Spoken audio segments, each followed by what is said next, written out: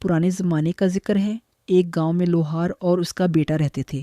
ایک دن بیٹے نے اپنے والد سے کہا، ابا ایک بہت تیز دھار والی چھری بنا دیں۔ والد نے کہا، بیٹے چھری بہت تیز ہے، بتاؤ تم اس چھری سے کیا کرو گے؟ بیٹے نے مبہم جواب دیا۔ آخر کار بیٹے کی بہت ضد کے بعد والد نے ایک لو کی چھری بنا دی۔ جب یہ چھری بیٹے کے ہاتھ میں پہنچی تو وہ شیر کی طرح طاقتور محسوس کرنے لگا۔ بیٹے نے کہا، ابا فوراً محل جائیں اور شہزادی سے رشتہ مانگیں۔ اگر آپ نہیں مانگیں گے تو میں خود آپ کا سر اس چھری سے اڑا دوں گا۔ اس بات سے لوہار کانپ اٹھا۔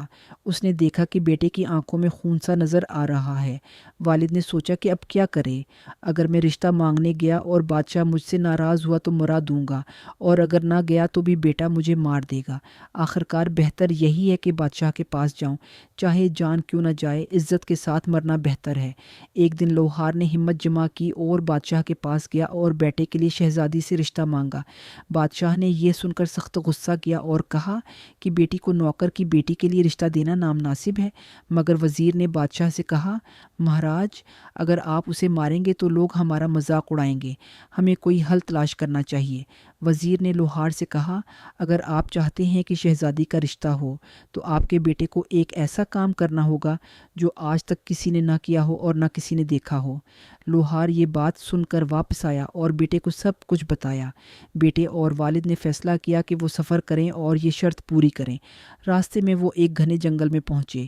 وہاں ایک آدمی درخت کے نیچے بیٹھا تھا۔ زمین پر پیلے پھول بکھرے ہوئے تھے۔ اس آدمی نے اپنا پیر چولہے میں رکھا ہوا تھا اور آگ کی زبانیں اس کے پیر سے نکل رہی تھیں، ساتھ ہی وہ پکوڑے کھا رہا تھا۔ لوہار نے کہا، اللہ کے بندے، میرا بیٹا بھی آپ کا شاگرد بن جائے تاکہ یہ کام سیکھ سکے۔ آدمی نے کہا، میرے شاگرد پہلے سے ہیں، میں نئے شاگرد نہیں لے سکتا۔ وہ آگے بڑھ گئے اور ایک اور آدمی کے پاس پہنچے۔ اس کے پاس بنس کے پھل بکھرے ہوئے تھے۔ اس نے بھی اپنے پیر چولہے میں رکھا ہوا تھا اور جلیبیاں بنا رہا تھا۔ بیٹے اور والد نے کہا کہ یہ کام بادشاہ کے لیے سب سے مشکل ہے، اسے سیکھنا ضروری ہے۔ پھر وہ ایک اور جگہ پہنچے جہاں ایک آدمی بیری کے درخت کے نیچے بیٹھا تھا، پیر چولہے میں اور جگری تیار کر رہا تھا۔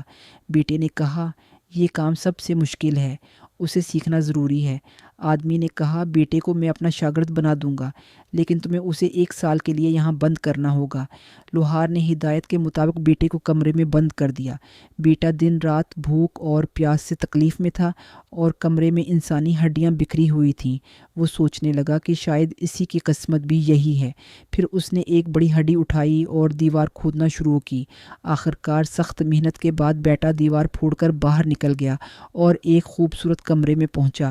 وہاں ایک حسین لڑکی سو رہی تھی۔ بیٹے نے ساری کہانی سنائی۔ لڑکی نے کہا کہ وہ ایک جادوگرنی ہے اور اسے جادو سکھائے گی۔ 1 سال کے بعد بیٹے ایک نے جادو سیکھ لیا اور ماہر جادوگر بن گیا۔ والد واپس آیا اور بیٹے کو دیکھا تو خوشی سے خوش ہو گیا۔ بیٹے نے جادو کے ذریعے مختلف شکلیں اختیار کیں، جانوروں کی شکل میں بیچ کر دھوکہ دیا تاکہ جادوگر سے بچ سکیں۔